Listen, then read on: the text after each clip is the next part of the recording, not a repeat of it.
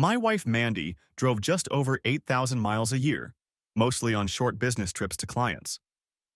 Our detached villa in Surrey was not that far from the hellish M25 freeway that tightens the loop around London. It was a great place to live, but even a short commute to work can take a long time on the M25. To cope with the traffic on the M25, Mandy preferred to snack and drink soft drinks while listening to bubblegum radio. It helped that she adored her bright orange VW Beetle Cabriolet. It was a brand new version of Volkswagen with a powerful 2-liter engine, state-of-the-art audio system, black soft top, and black leather seats. Many people agree that it's a great little car, but that didn't stop her from cluttering up the interior with candy wrappers, empty drink cartons, and other nonsense. It amused me that she drove a car with a top speed of over 120 miles per hour, but most of the time, it was either stationary or crawling along some of the busiest roads in the UK. Mandy's first car was an old VW Beetle when she was at university, and she told me she has fond memories of that car. This was before she met me, and in those days she lived at home with her parents. I didn't ask her, but it's likely that her fond memories involve spending time with young people in tight spaces. When VW reinvented the Beetle a few years ago, she kept talking about how much she would love to have one. I took the hint and bought the top-of-the-line convertible she wanted for her 50th birthday. I also bought a personalized registration that she had to have. It was an absurd amount of money for a license plate with her initials and the letters Bug. The car became known as Wee Bug, but despite her affection for it, Mandy couldn't be bothered to check the tire pressure and fluid levels in the Wee Bug, so that was something I did regularly. Some people don't mind driving around in a car full of junk, but I can't stand dirty cars, so I also cleaned up empty cardboard boxes, paper cups, food wrappers, and other trash. It was no big deal, and I never mentioned it. Mandy never thanked me, probably because she didn't even notice, but I didn't mind because at the end of the day I always found enough change amongst the trash to buy a couple of beers at our local pub. It's not surprising that Mandy was a bit careless with her change, considering we both earned well and lived in affluence. Mandy is a business consultant. She helps a wide variety of companies develop strategies to develop and grow their businesses. I'm a freelance project manager specializing in change management projects. Everyone calls me Terry. My real name is Dave, not Terrence, but even my wife calls me Terry. Why? It's short for Terminator. Change projects almost always get the poor bastards fired, and it's my job to do the dirty work. Mandy and I met at university when we were both studying business administration. We became such good friends that we started our own limited company, Alpha Business Consultants Limited, before we were even married. Although we were young and relatively naive, we received some useful advice and financial support from my father, a respected commercial lawyer. Sadly, my father is no longer with us, having died of illness a couple of years ago.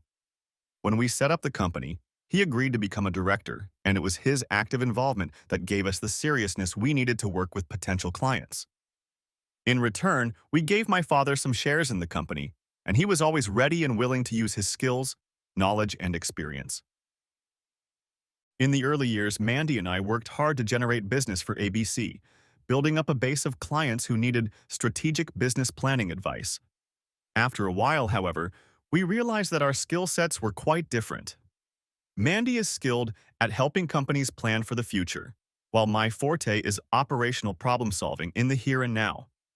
Her specialty is planning for what people want to see, while mine is solving problems when things go right. Both Mandy and Dad felt that ABC should be clearly identified as a strategy-driven company rather than an implementation-driven one. So we agreed that I would work separately as an independent consultant specializing in organizational change project management. Mandy continued to work at ABC as a sole employee. Our twin daughters, Linda and Lucy, left home a couple of years ago, and they are now both at university. But when they were small, I allocated a room on the first floor of our house as the ABC office and hung an office sign on the door. Mandy or I could go in there and work undisturbed. Gradually, it became Mandy's office because I work mostly at the client site and she works out of the house. She has about 50 key clients, and she charges for her consulting services because those clients need her advice. Unlike Mandy, I was rarely in business full-time, although I received referrals and regularly worked as an associate at a well-known consulting firm. I usually had only one client at any given time, with whom I worked for weeks or months, managing a major change project such as an office move or organizational restructuring. When I finished a project, I would usually take a break for a few days, or even weeks before a new assignment came along. Not knowing what comes next can be frustrating for many, but I got used to it and enjoyed the occasional break, catching up on reading and improving my cooking skills. It also gave me time to do most of the chores around the house that didn't require professionals. I also cleaned the aquarium in Mandy's study on a regular basis. She had read somewhere that a large aquarium with lots of brightly colored tropical fish helped the thought process, so she just had to have one. She liked the aquarium, but she couldn't be bothered to maintain and keep it. She probably thought pH was just two random letters, so I ended up looking after the well-being of the fish. I never complained about loneliness when Mandy went away on short business trips, and she didn't complain if I was gone for a week working at a facility in another part of the country. In fact, I think our loving relationship only benefited from these infrequent absences, especially after our two daughters left home and we were left alone. My hope was that by becoming empty nesters, we could revitalize our social lives by going out more often, maybe even taking a romantic weekend trip to Paris or Rome. As the saying goes, men plan and the gods laugh. That all changed when Mandy came home one day with Wee Doug. Wee Doug is a Shih Tzu, also known as a Chinese lion dog. Every time I see him, I am reminded of an anecdote about a guy who went to a zoo where there was only one animal, a dog. It was a Shih Tzu.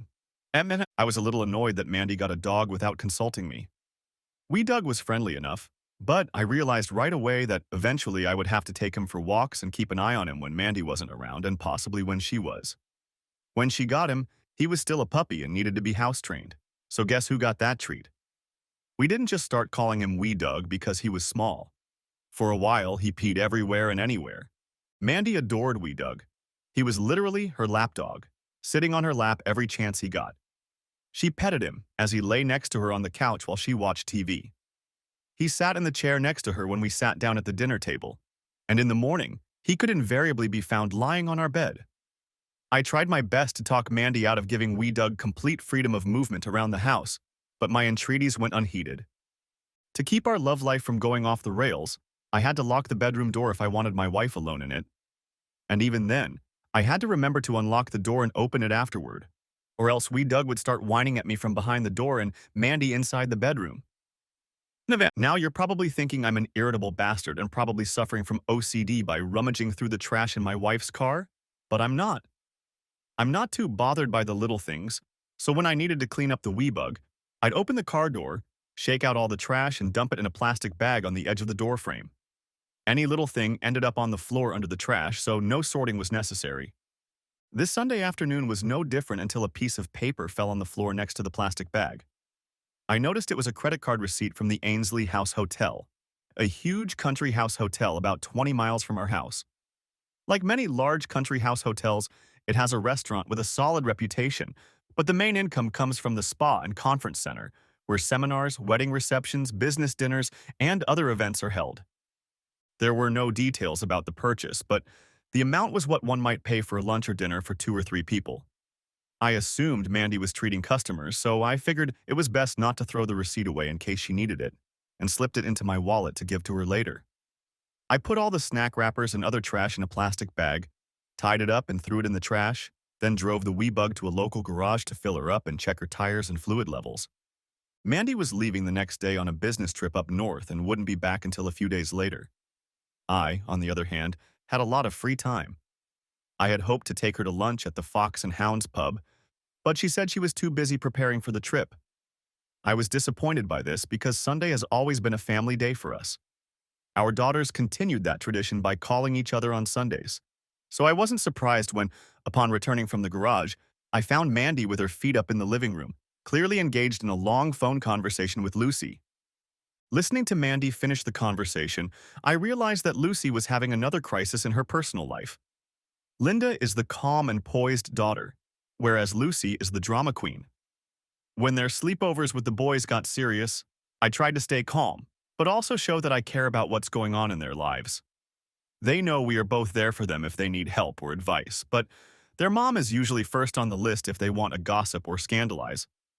As I recall, Mandy told Lucy to get over it, to get back in the water, that there are still plenty of fish in the sea, and that she should try before she buys. I didn't know what had happened, and I didn't know what advice I would give Lucy. I think the Latin motto, festina lente, is generally a good approach to problem solving. Don't rush things. Give yourself time to think and then decide what to do. No matter what happened, Lucy had to decide for herself what she wanted to do next. I wasn't going to do my part and confuse her further, so I just asked Mandy to say hi to me and went into the kitchen to prepare Sunday lunch. Roast beef and Yorkshire puddings with roast potatoes was our standard Sunday meal, and I found therapeutic pleasure in cooking it all, especially when I had a decent bottle of claret to go with it. Mandy wasn't much for dinner conversation, although she did bring me up to speed by telling me about her phone conversations with Linda and Lucy. Linda was in a steady relationship with a nice guy and was going through a blossoming period in her studies, getting good grades on her recent assignments. Lucy was not doing so well, and her boyfriend dumped her after he noticed her making out with another guy. I opined that Lucy's boyfriend could accept her making out with another guy if he was given time to change his mind, but I doubted that any way back could be found if Lucy decided to try possible replacements in the meantime. Mandy had a very different viewpoint and seemed to think that Lucy should just forget about the relationship and look for fun elsewhere. After dinner, I went for an evening promenade with wee Doug, making sure the small black plastic bag containing his belongings was tightly closed and tossed into the trash can outside. I just don't understand the idiots who hang these little bags on bushes and trees. Do they seriously think the dog shit fairies are going to fly in the middle of the night and pick up their leftovers? Later, I sat in the living room watching TV while Mandy retired to her office with wee Doug to finish preparing a presentation for a client. I loaded the dishwasher and went to bed, where I tossed and turned for a while before falling into a restless sleep. I vaguely sensed that Mandy had gone to bed much later, but when I woke up in the morning, she was already up. Instead of my beloved wife, I found myself face to face with wee Doug, who was exhaling his stinky dog breath right in my face. There's nothing like morning Shih Tzu breath to instantly get you out of bed. I quickly got dressed and took Doug out for his morning hygiene and then joined Mandy in the kitchen. We're both not big fans of mornings, and Mandy always needed a couple cups of espresso to start the day. We chatted a bit about the weather while we waited for the rush hour traffic to finish its stop-start on the M25 freeway. Then she kissed me on the cheek, stroked wee Doug affectionately, got into wee Bug, and set off. It was only when she drove off that I remembered the receipt in my wallet and decided to leave it on the desk in her office. That's when I noticed that the payment on the receipt was timed at 10:18 a.m. It was most likely a payment for an overnight stay, but that didn't make sense. Perhaps she had some business event and didn't want to drive home. And I could have asked her later, and there might have been some simple explanation. But I had some free time on my hands, so I decided to check my day planner to see where I was that day. It turned out that I hadn't been home that week, but I had noted in my day planner that Mandy had to go up north for 3 nights. The receipt was issued the morning after she left, so it looked like she only had time to drive 20 miles before spending the night at the Ainsley House Hotel. If she was at a business event, I could easily drop her off and pick her up, and she wouldn't have to pay for an overnight stay. I sat in her office and looked at the receipt. I hadn't noticed anything unusual in her behavior. We still made love regularly, but I couldn't escape the thought that this could be proof that she was having an affair. I was shocked by this possibility, but more than anything, I was puzzled. I had absolutely no idea that she could be in a close relationship with someone else, and I had no suspicions whatsoever. I also had a hard time understanding why she would book a hotel room when she could just take advantage of my constant absences and have fun at home. Of course, maybe she was doing both, or maybe there was some completely innocent reason why she was staying at the Ainsley House Hotel that evening. As I sat there trying to figure out what was going on, it dawned on me that she could be doing the same thing on her current business trip. I grabbed my cell phone and dialed the number on the receipt, hoping my suspicions were unfounded. I asked the pleasant woman who picked up the phone if she could put me through to their guest, Mrs. Amanda Carmichael. She said she was sorry she couldn't do that. For a brief moment, I was relieved, but instead of saying there was no reservation for that name, she explained that Mrs. Carmichael hadn't registered yet. Registration starts at 12 noon, and it was now only 11:30. Would I like to leave a message? She asked. Sure, I could leave a message something like this. Your husband called. He wants to know what the hell you're doing here.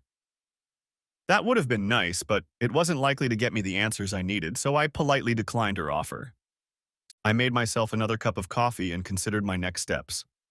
Unlike the nitwits at the helm of our country, I wasn't going to waste time dismissing the problem or coming up with my own version of reality. Maybe going to the hotel and confronting Mandy wouldn't solve our problems, but at least I could take immediate action, whatever the consequences. Maybe there was a plausible and completely innocent explanation. On the other hand, maybe she had a bull and was pointing horns at me. I decided I would have to take the bull by the horns. I put Wee Doug in the garden, figuring I could clean up after him when I got back, then got in the car and headed for the Ainsley House Hotel. It was past noon when I got there, and I immediately spotted Wee Doug in the parking lot, so Mandy had probably already checked in. I parked across 4 rows and called Mandy's cell phone. She answered almost immediately. "Hey Terry, how's it going? I just heard there was a serious accident on the highway, and I wanted to see if you were okay." "Well, traffic's a bit backed up, but I didn't know there'd been an accident. It's on the M25 freeway, so maybe you managed to get past it before it happened." "Oh yes, I'm just passing Watford. Thanks for checking." "Okay, let me know when you get there safely." "Okay, bye." After listening to this nonsense, I decided to walk around the hotel and see if I could surprise her. Maybe she's having lunch with her lover, and after lunch they'll go out for some fun. If she is not seen in the public areas of the hotel, I will call her room and ask if I can go up to her room to chat. I entered the hotel and headed for the Brasserie restaurant. It wasn't crowded, and Mandy was nowhere to be seen. I decided the lobby bar would be a good vantage point. I'd sit for a while and see if she and whoever she was dating showed up before calling her room. I still doubted there was the slightest chance she was there for some other reason, and just hadn't bothered to tell me what she was up to. As I crossed the lobby, I noticed a large bulletin board listing the various function rooms and activities for the day. Monday turned out to be a quiet day. The only event that caught my eye was a private party in the spa and fitness center that would begin at 7 p.m. I wondered what kind of private party might be going on at the spa or fitness center. Perhaps it's people who want to take advantage of the services without being encumbered by clothing. I asked the front desk about the private party. The receptionist seemed a little confused by my question and then politely said she could not provide any information about a private party. In other words, it was none of my business. I settled down at the lobby bar and ordered a coffee. The waiter serving me was much more candid when I asked him what the story was about the nudists at the spa. "Yeah, I guess you could call them nudists, but that's not all," he told me. "This is probably one of the worst kept secrets, but this private party is a regular event."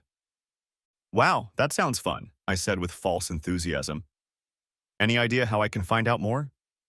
"Easy. If you have access to the internet, just type the name of the club in there," she called out. I sipped my coffee, pulled out my cell phone, and went online via the hotel's Wi-Fi. Finding the club online proved to be a breeze.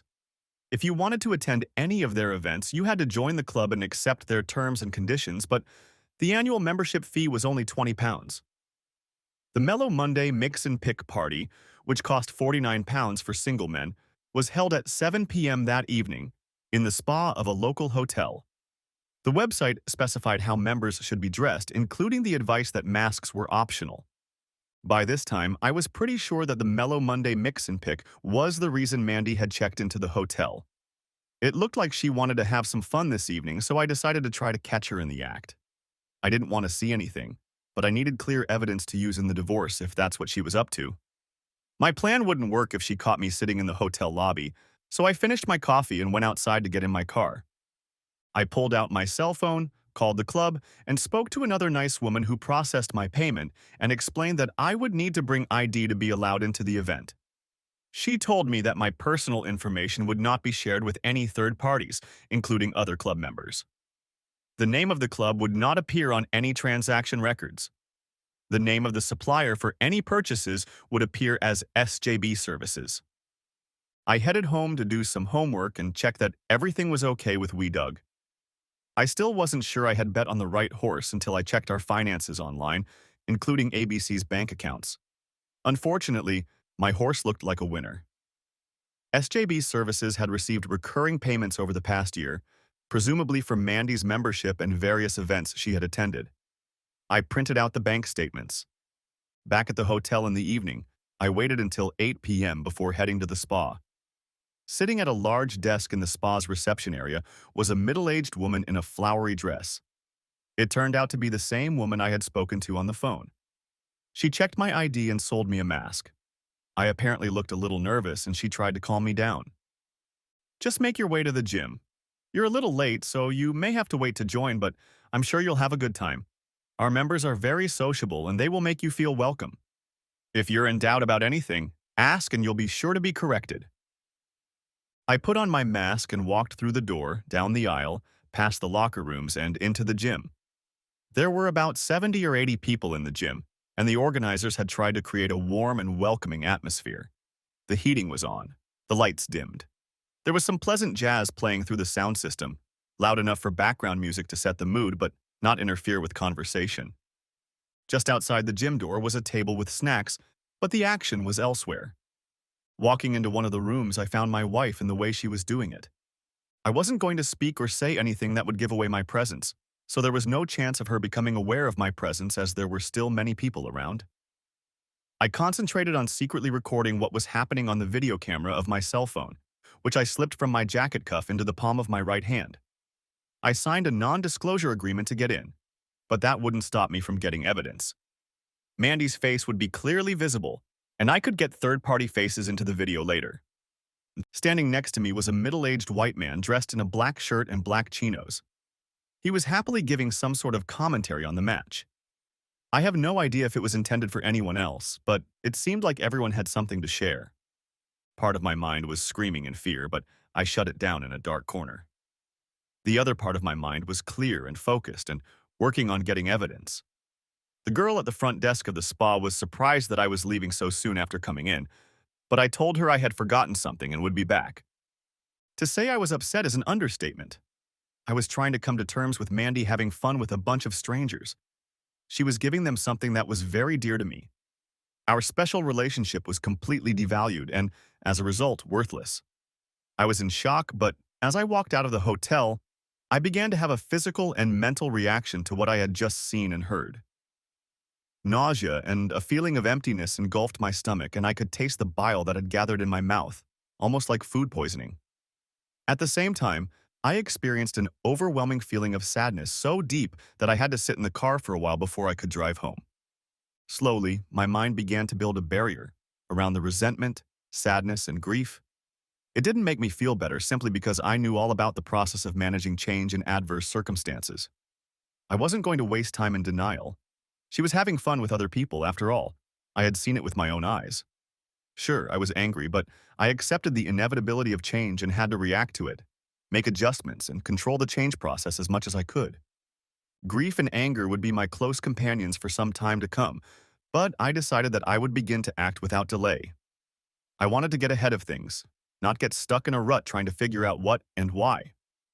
By the time I got home, I had an idea of how to start taking action, controlling the inevitable changes and getting the results I wanted, not the ones forced upon me. I waited and saw if I would feel the same way in the morning. In the meantime, I took a little walk with Wee Doug so he could mind his own business and then tried to drown out the heartache with a couple of mugs of Glenfarclas. Next chapter. I didn't sleep well and felt like shit the next morning, but Wee Doug and I were going on a trip. I'd always thought of Cornwall as the Cape of England. It's as far southwest as you can get and juts out into the open Atlantic Ocean. Now, most of Cornwall is practically a retirement home for wealthy retirees from London who have bought up all the little cottages that were once the homes of Cornish fishermen. The hard-working fishermen have been replaced by the silver-haired and wrinkled Mr. and Mrs. Beach. Many of these elderly people have pet dogs to keep them company and give them an extra incentive to keep healthy by going out for a walk each day. I thought about taking Wee Doug with me to Belgium, but he didn't have an electronic chip or a pet passport, so that option fell away. Maybe it was a good thing he didn't have a chip because he could have been tracked. In any case, Cornwall was further away from Surrey than Brussels. The drive to Newquay took over 5 hours with a brief stop along the way, so Wee Doug could stretch his paws and dump the load I had collected and discarded.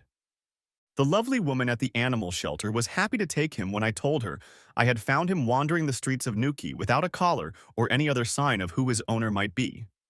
She immediately recognized Wee Doug as a Shih Tzu, and I tried to tell her my zoo joke, but she didn't get it. She assured me that the dog would easily find a home. even if his owners couldn't be found, because he was just the kind of small dog that older people are looking for. For my part, I was glad Wee Doug didn't whine when I left. He just looked a little puzzled. On the way out of Newquay, I decided to find a country pub for a late lunch. When I asked the man behind the cash register at the gas station where to have lunch, he told me, "You could do worse than white whores." I must have stared at him in amazement for a few seconds until I realized what he meant. Not far away was the White Horse Inn. Soon I was sitting at a table in a quiet corner of the beer garden, all by myself, with a plowman's lunch and half a pint of tasty ale. I checked my cell phone for messages and then called Jim Savage. Jim is a senior partner in a large consulting firm based in Surrey. Mandy and I have known Jim for a long time because he is a major competitor of the ABC. Jim is a pleasant enough person, but in business matters he is a bit like a wolf in sheep's clothing. Shortly after Mandy and I founded ABC, Jim tried everything he could to neutralize us. He offered us well-paying jobs if we would close ABC and move in with him. There can be little doubt that Jim would have hired us, but would have gotten rid of us a little later when it was to his advantage.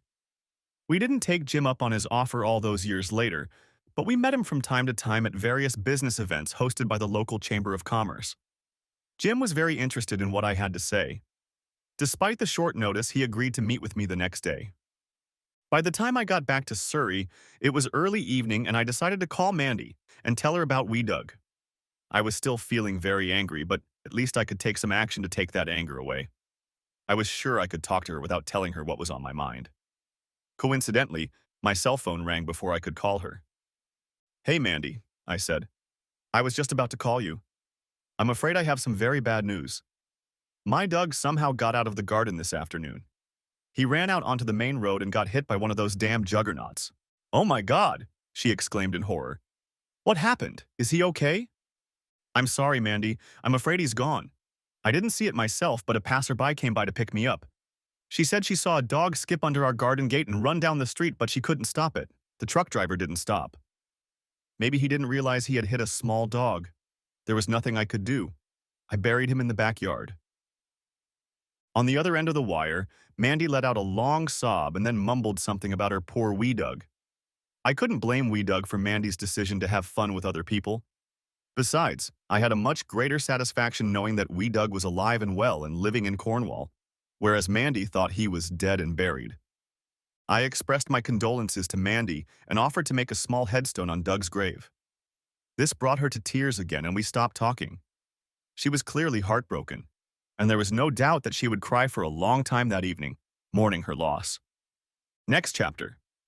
The next morning I went to the local butcher's shop and bought a rabbit, which I carefully butchered with a hammer and then buried, wrapped in an old towel in the garden.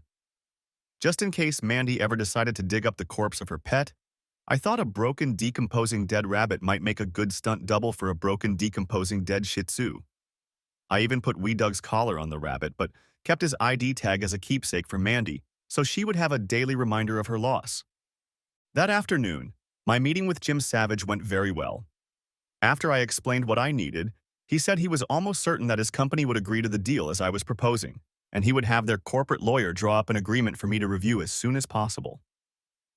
On the way home, I stopped by one of the real estate agents in our neighborhood and chatted with him about how much they thought our house might be worth on the market. It seemed like a heck of a lot of money to me. Mandy and I discussed what we would do when we retired, and our plan of action included keeping the house and renting it out. We discussed this with our daughters, and they decided it was a good idea, as long as we didn't sell the house. Now, I had a few changes to make to the plan. I didn't call Mandy that evening, even though she was probably waiting for me to find out how she was coping with the loss of Wee Doug. I thought about it, but I wasn't going to sympathize. She would deal with it on her own and come home late the next day. If her words are to be believed, she was somewhere near Manchester, but who knows if that's really the case. Whatever she was up to and wherever she was, all I know is that I slept a little better that night, having gotten a little payback for the grief she caused me. Waking up early, I wondered briefly where Wee Doug was, but then I remembered that he was no longer with us. I was relieved to realize that I would no longer have to feed and water him, take him out for walks, and bag his crap. That fleeting thought was immediately replaced by the realization that I had much more serious shit to deal with. In England, divorce lawyers are called family lawyers. They specialize in family law, which, as far as I can tell, is mostly about divorce and death. There are many of them, and there is not much difference between them. I didn't need someone local, so I called and made an appointment with a family lawyer in Dorking. The name of the town suited my twisted sense of humor, plus it wasn't far away. I was given an appointment for the afternoon. With time to spare, I checked information about personalized registration plates on the Driver and Vehicle Licensing Office website, then visited a jewelry store and went grocery shopping before heading to Dorking. In between, I called a few business associates. When I got to the family law firm's office, my nerves were on edge. I had never expected to be in this situation. The receptionist tried her best to calm me down and brought me a cup of coffee while I waited. The lawyer turned out to be another middle-aged woman who listened attentively to my tale of woe, but warned me to take my time. In my experience, attorneys are stingy people and rarely turn down potential clients, regardless of the circumstances of a particular case. I pointed out to the lawyer that the divorce petition could be withdrawn at a later stage.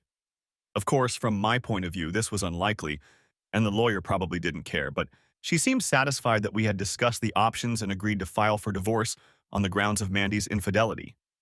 When I got home, I had to pee, so I went into Mandy's office and peed in her fish tank. I wasn't sure how all that pee would affect her tropical fish, but I figured it would probably be deadly. Dissolving in water, urea turns into uric acid and breaks down into ammonia, both of which eat away at the mucous membrane of the fish's gills and scales, resulting in suffocation. The fish would likely live to see the evening when she returned home, but I didn't care. I didn't want to kill her dog, but I didn't care enough to kill a fancy-colored fish. It seemed odd, especially since I had spent so much time cleaning the tank and feeding the fish so far. I was killing the fish, and it was disgusting and gross, but it was another small act of revenge and another household burden lifted off my shoulders. I felt a little sorry for the fish, but I didn't feel sorry for Mandy. She would soon have other things to worry about. When Mandy got home in the evening, she hadn't eaten anything. It didn't help that I decided to make a very spicy beef vindaloo curry. It was one of my favorite recipes, but she couldn't stand it. That was fine with me, plus it gave me an excuse to drink some of that Scottish craft beer I love so much.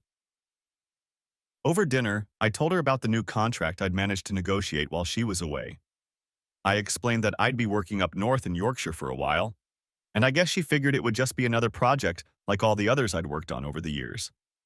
She was still very sad for wee Doug, and was disappointed when she found out that I was leaving for Yorkshire the next morning and wouldn't be back until late Saturday night. I didn't want to seem completely heartless, so after dinner I put my arm around her and we sat and watched TV. She was quietly crying for wee Doug, and I was quietly breathing beer and curry fumes on her.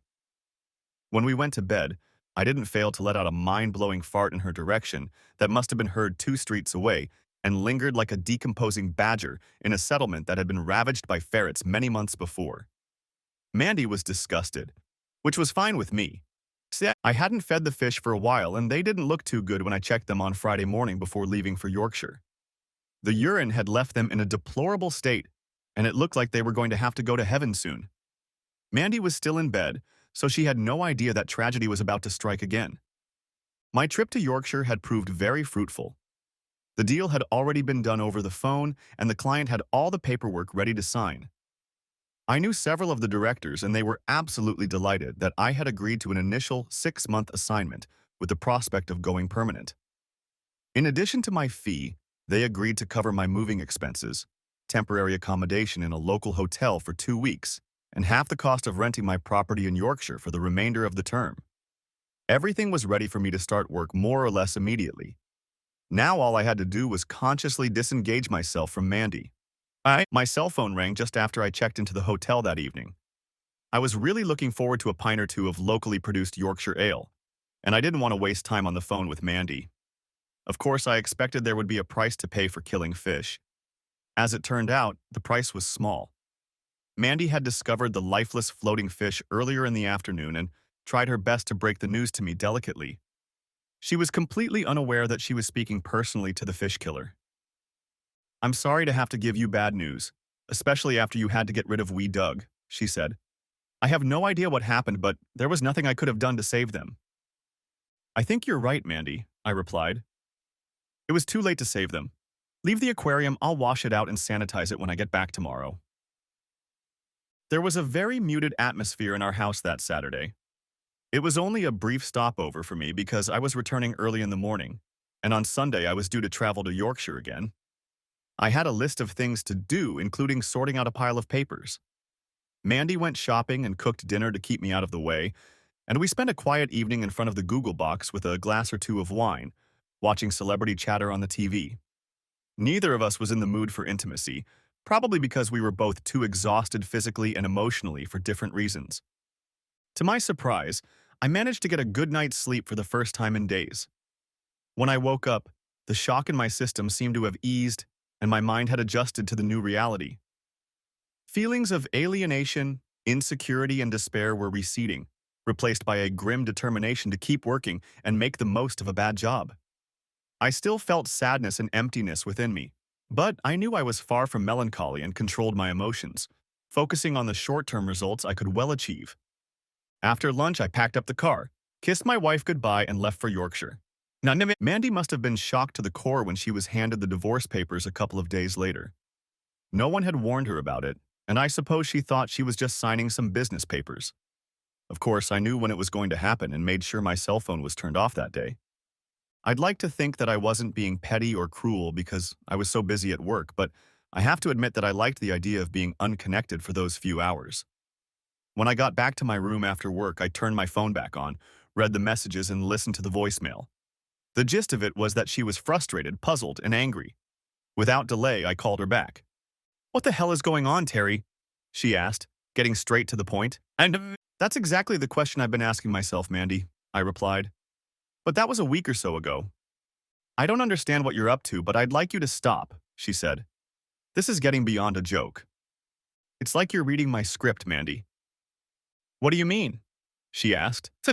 "Well, Mandy, at some point I wondered what you were up to," I told her. "Unfortunately, it's too late to stop it now, and it definitely wasn't just a joke." "What are you talking about, Terry?" "The Ainsley House Hotel and the Bottoms Up Club." There was a pause, followed by a long sigh. "I'm sorry, Terry," she said. "I really don't know what to say. I thought you'd never find out, and what you don't know can't hurt you." "Mandy, I found out. I know about it, and it hurts." "Terry, we need to talk about it, but it's not something we can do over the phone. Are you coming home on Friday?" she asked. "I'm not sure talking will help," I told her. "I'll be there on Saturday, Mandy, but I need to be back in Yorkshire by Sunday evening." Mandy looked very worried when I returned on Saturday afternoon. I didn't bother unpacking because I wasn't sure how things would work out. I had planned to stay overnight in one of the guest bedrooms, but wanted to be able to go elsewhere if there were difficulties. Faced with the destruction of a home, a dwelling, family, or friends, the English usually put the kettle on and make tea. Soon, Mandy had us seated in the living room with a cup of tea, and I waited patiently for her to begin her story. "First of all, I have to lay my cards on the table and say that this whole mess is my fault, Terry." I didn't answer anything. The fact is, I gave in to temptation. I found out about the Bottoms Up Club almost by accident, and then I couldn't stop thinking about it. When I came the first time, you weren't home. I was incredibly nervous to the point where I put on a masquerade mask because I thought if I could hide my face, people wouldn't see me. I thought I could just be an observer, watch other people perform and put on a show for everyone else. I waited for her to continue. "At first, it was exactly how I envisioned it," she said. "But then a lot of people started coming up to me. I didn't immediately let myself be talked into active participation.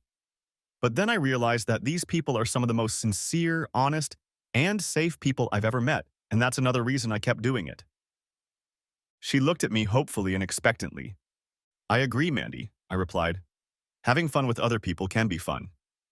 She smiled encouragingly at me. "As far as I'm concerned," I continued, "if you don't have an obligation to someone else, you can do whatever you want, as long as it's with consenting adults." I leaned back in my chair, sipping my tea, watching her smile quickly disappear and waiting to see how she reacted. As far as I could tell, Mandy was behaving as I expected. She had a plan, and she was going to carry it out. She acknowledged that there had been a mistake in her plan for which she was responsible, but there was no sign of apology, no regret for the damage done, and no indication that the plan would be reversed. I knew her well enough to realize that she would be like a dog getting a bone. What I've done with other people from time to time hasn't affected my feelings for you, Terry, she said. I love you very much, and our life together is wonderful. I just hope you can realize that having fun with other people in a safe environment from time to time is not a threat to what we have together. If you're not interested, you can just ignore it. If you're not there, you don't see anything. I think you're wrong, Mandy, I replied. In any case, I'm afraid it's too late for me not to see anything. What do you mean? She asked. I know you found out about the payments to the hotel and the club. Do you mean you saw me there? I looked her in the eye. If I remember correctly, around 8 o'clock on Monday night a couple weeks ago, you were entertained by two young guys.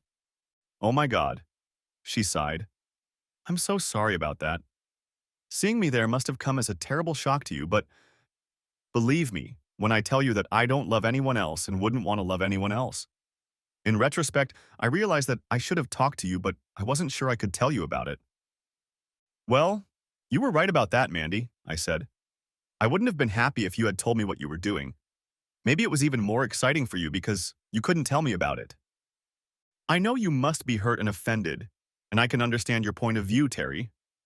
I agree that I may have made an error in judgment, but filing for divorce is an extreme reaction, don't you think? I don't think it's an extreme reaction under the circumstances, I replied. You've chosen to betray me by giving yourself away to other people. In my opinion, that's unacceptable, which is why I want a divorce. Mandy's shoulders slumped and she sighed submissively. Can we at least give some thought to what this will mean for all concerned before we go down this path? I just don't think we should give up on the status quo without thinking about the consequences. I'm already thinking about the consequences, I replied. We can take time to think about it, Mandy, but I'm not likely to change my mind. Next chapter. I left Mandy alone with her thoughts and went to the Fox and Hounds for a beer myself. I like pubs, but I never felt completely comfortable at Fox and Hounds. Despite all the years we'd lived in the neighborhood, I wasn't going to miss it much. The clientele consisted mostly of pretentious, middle-aged jerks, and if I had a choice, a pint of Yorkshire ale would beat a watery southern beer any day of the week. Sipping my flat, warm, and relatively flavorless home brew, I contemplated my next steps. By the time I got back to the driveway, Mandy had already started getting ready for dinner. So I went upstairs, dropped my bag off in the guest bedroom, and picked up a couple things I needed from the master bedroom. Our conversation over dinner mostly centered around what our daughters were up to. Lucy had obviously heeded Mandy's advice and was playing the field, finding a replacement for her ex-boyfriend, who was now dating Lucy's best friend, much to Lucy's annoyance. I asked Mandy what a BFF was, and she explained that it stood for best friend forever. It seemed unlikely to me that the girl in question would have that status for a long time. I had always considered Mandy my best friend. She knew that my attitude towards her had become relatively cold, but I don't think she realized how much things had changed, perhaps because I wasn't rude or impolite. She seemed to be under the impression that our conversation after lunch had led to some sort of ceasefire agreement. I wasn't going to dissuade her of that just yet. Sunday morning, I got up early, made myself some toast and coffee, packed my bags, jumped in the wee-bug, and set off for Yorkshire. I thoroughly checked and cleared the car of everything that belonged to Mandy, including some business folders I found lying on the back seat. I had already passed Watford when my cell phone rang. "Where are you?" Mandy asked. "Did you happen to take Weebug to the garage?" "No," I answered. "I've picked up Weebug and I'm on my way back to Yorkshire." "I don't understand. You mean you've already left? Why did you take Weebug away and why didn't you say goodbye to him?" "I decided to take Weebug away and you were still asleep." There was a pause while she comprehended the information she had received. "I don't understand," she said at last. "What am I supposed to do without Weebug?" "You can use the other car, the one I usually drive." "I still don't understand why you took my car, but I know you're not yourself right now, so I'll let you go this time. I'll make do with another car for a few days. Just drive carefully and make sure you don't damage the Weebug." By the next afternoon, I was the proud owner of a little red Mazda MX-5 convertible I spotted in the parking lot of a Yorkshire dealership. I part-exchanged the Weebug minus the personalized registration plates. All the DVLA paperwork was done, and I put the personalized registration number up for sale on several websites. Now, Mandy was very annoyed when she phoned me that week to find out that I had no plans to return from Yorkshire. "But how am I going to get my car back?" she asked. She asked. You don't, I told her. I sold it. What do you mean you sold it? She screamed. It was my car. Actually, Mandy, technically it wasn't, I replied. I bought it, and my name was on the DVLA registration papers. But that's not fair, Terry. Maybe it is, I replied. I suppose you could argue that I gave it to you as a gift, and it wasn't fair of me to take it away from you. But that's not much different from what you did to me. Come on, Terry, she said. It's not the same thing at all. You're just being petty, but I understand what you're trying to get across to me. If you'd stop this nonsense and just come home, we could talk things out reasonably, settle things, and move on with our lives. Leave that to me, Mandy, I said, and I'll come back to you. For the whole of the next week, Mandy called me every day, asking me to come back to Surrey to talk to me and try to sort things out. The conversation was always the same, until she found out that I had sold my stake in the ABC. How could you make that decision alone? She pestered me. Why didn't you talk to me about your thoughts? I'm the second shareholder in our company, so you should ask me before you just go ahead and do something crazy. Those are reasonable questions, I replied calmly. I know you're ABC's second shareholder, and I realize that my actions will seriously affect you. Believe me, Mandy, I completely understand that you are angry and upset that I made the decision unilaterally without consulting you. I'm quite sure you would not have approved of my intentions, but I didn't need to ask you about selling ABC stock. I know how you feel because I felt the same way when I found out about your decision to have fun with other people. I'm sorry you're upset, but whatever your feelings are, the decision can't be reversed. You'll just have to accept what happened and adjust to whatever changes come as a result. You bastard, Terry, she growled. The next time she called a few days later, she was screaming and yelling at me, blazing with rage. So much so that it was hard to understand exactly what she was saying. When we started the company, we each had the same number of shares. What she didn't realize was that I had inherited my father's shares, and that increased my stake to 51%. It came as a nasty surprise to her when ABC's new majority owners froze the company's bank accounts and sent her an invitation to an extraordinary general meeting to consider proposals to replace the board and complete the takeover. Mandy angrily informed me that she now had no access to ABC's cash reserves. Don't you understand, Terry? ABC had over $200,000 in the bank. Because of what you have done, we can no longer manage those funds. I don't know what to do. Now we won't be able to get that money for retirement. I'm sorry you have such bad news, I managed to say when she paused. But at least you still have a job. I mean, you probably still have a job. A sharp sigh sounded. Oh my God. She gasped, realizing what I'd said. There was silence for a moment, and then I heard the unmistakable sounds of mournful sobs. And then she was gone. I think Mandy eventually guessed that the deal I'd made with Jim Savage took ABC's finances and other resources into account. What she didn't know was that in exchange for 51% of the stock, I received double the average annual turnover for the last 5 fiscal years, plus the equivalent of cash reserves. The other part of the deal was that Jim was offering to keep Mandy as a principal consultant for at least 2 more years with a set annual salary and additional performance-based payments. Jim wasn't the kind of person who liked to chat.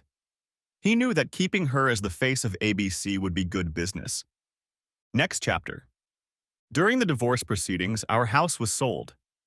Buying and selling houses in England is a tricky business. Offers often depend on other chained deals, where a bidder relies on someone else buying their property before they can buy yours. Not only that, the best offers can be outbid at the last minute by someone offering more money after the official closing date. That's exactly what happened with our house. The best offer at the closing date was contingent on other deals in the chain that were eventually going to bring us money. However, the day after the closing date, the real estate agent received a slightly better offer without the chain and other encumbrances. I was very pleased when we decided to accept this unconditional offer, and I think Mandy was relieved when the deal was finalized. By this time, she had fully accepted that we were going our separate ways. The deed transferring ownership of the house stated that the new owners were Max Payne Associates. I made sure that the identity of the person behind Max Payne Associates was not revealed. I considered it a good investment. The house was in a great location and could easily be rented out to create an additional source of income for a change management consultant living and working in Yorkshire. I hadn't spoken to Mandy for quite some time, but she called me recently to ask if I had come across her wedding dress. Our daughter Linda and her boyfriend are on the cusp of getting married, and it seems Mandy was keen for Linda to wear her wedding dress on the big day. Mandy thought that perhaps it had been mistakenly packed and put with my things when we parted. "I'm sorry, Mandy," I said. "I have no idea where your wedding dress might be." I always try to tell the truth. I have no idea where the dress might be now because I took it away and sold it to a nice lady in Yorkshire who has an almost new store. There is no way I would have let my wife keep that wedding dress. Apart from the fact that she had broken her vows, I was sure my daughters would not be able to wear it if or when I walked any of them down the aisle. Lucy called me a few days later. "Mommy's going crazy, Daddy," she exclaimed in drama queen mode. "She just found out that the diamond and eternity ring you gave her a few years ago is cheap costume jewelry. It's more or less worthless." "Oh dear, what a pity," I replied. She must have thought it very valuable and must have been very disappointed and unhappy. I guess she never would have known the truth if she hadn't checked him out. That's the way it is sometimes in life. People place a certain value on things and then are terribly disappointed when the value of the thing turns out to be much less than they thought. Sure enough, the original ring is safely tucked away in a safe deposit box in my bank. Who knows? It might come in handy if I find someone special. The end. Thanks for watching. Hope you enjoyed. Subscribe to my channel and watch for the next video.